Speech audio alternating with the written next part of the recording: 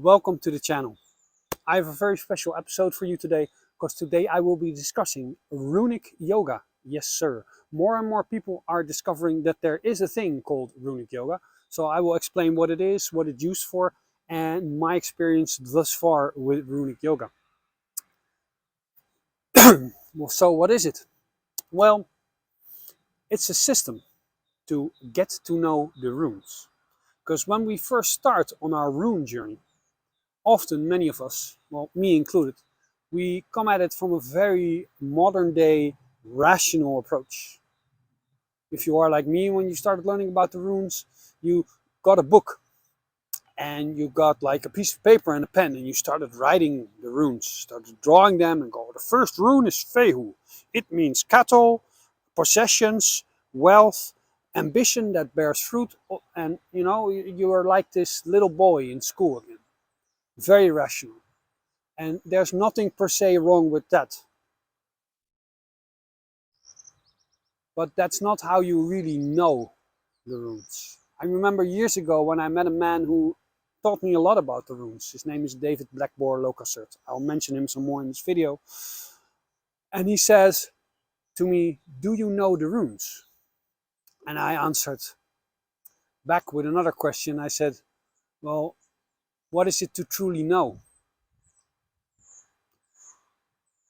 And I've been on this journey for some years with the runes, and I think I finally know what it is to know the runes. I don't think I know them fully yet, but I think I know what it is to know.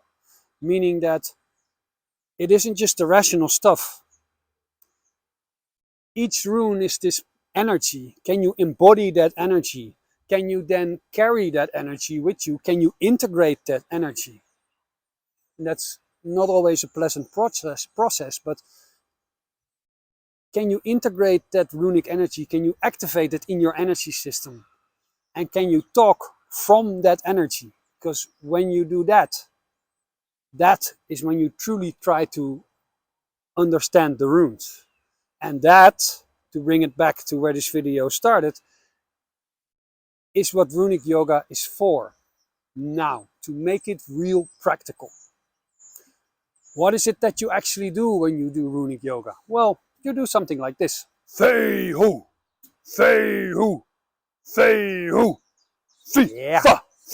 That's me. I've been doing that in my backyard for the past couple of months. So, you know, the neighbors probably think I'm crazy if they don't already think that I'm crazy. But that's what I've been doing. And by the way, that what I did, that saying the runes, screaming the runes, is actually important. What you do with runic yoga is you combine three things. You combine your body, which embodies the runes. You have a sort of rune mudra in your hands, meaning that for fehu you can make like this, because this is the stave, and then you have just like this, so two. Fehu! And then you say it. And that's quite possibly the most important part of this exercise of runic yoga, because it says so in the Edda. When Odin hung for 9 days and 9 nights on Yggdrasil, wounded by his own spears, he screamed and grasped the runes. It literally says that he screamed, meaning that that screaming is important.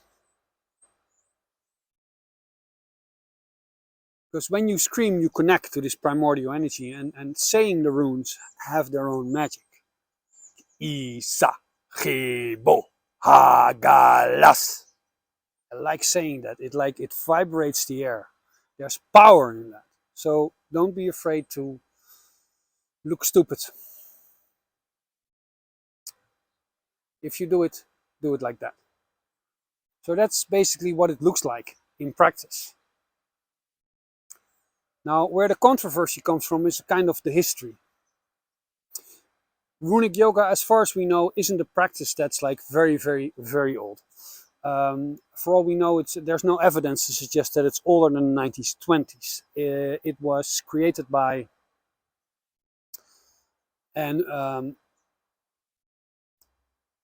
there are some people that are claiming that it's racist. because they're saying the creator was racist. And I've done a lot of Googling when it comes to this creator of runic yoga. I haven't been able to find a lot of racist stuff. But, you know, it was the 1920s, so you could assume that he's racist. But on the other hand, when the World War II broke out, Heinrich Himmler, the head of the German Waffen-SS, imprisoned this man, probably because of ideological differences. So was he racist?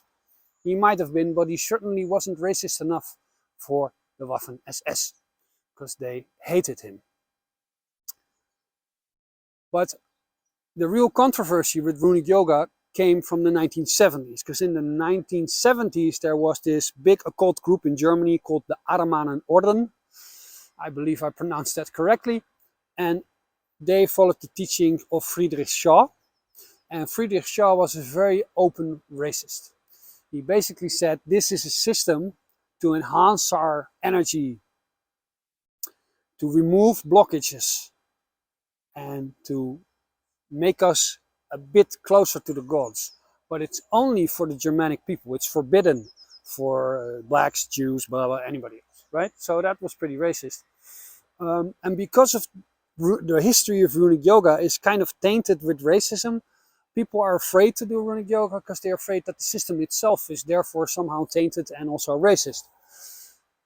Which for me is strange, because if this is a system to enhance your energy system and to incorporate the runes into your energy, that's very important. And I don't believe that the system itself can be racist. It can be used by racists and non-racists. So if you think there are too many racists in the past who have done runic yoga, the only solution is people like us who are not racist start doing them again. I've also made the vergelijking, I made the story in my head. Like, say there's a very racist person, and that very, very racist person has a recipe for an apple pie. But that recipe, if you bake it, that apple pie just enhances your energy system. It just makes you this much closer to enlightenment. But he says this apple pie, this recipe is only for the white people, not for anybody else. What do? Do you chuck that recipe out the window and say, that's a dirty recipe now, it's been tainted by the fact that Adolf Hitler came up with it? Or do you say like, hey, you know what we can do? Because the invention is kind of good, even though the guy who did it was terrible.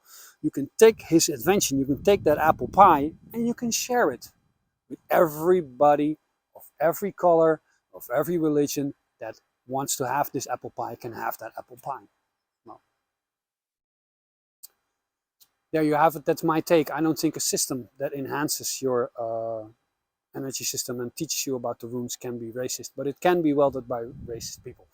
A man who taught me a lot about the runes is David Blackmore Locasert. He taught me about this runic yoga. He's working on a runic yoga course. Now I will do a follow-up video on runic yoga because I've been doing this for a while. I will tell you the results, but I will do it when he has a preview of his runic yoga course online, so I can link that and we can all stand in our backyards together going fehu, fehu, fa, fo, fehu. Doesn't that sound like a good idea? I'll see you in the next video. Thank you for watching. Ga met God. Alu, alu. And see you next week.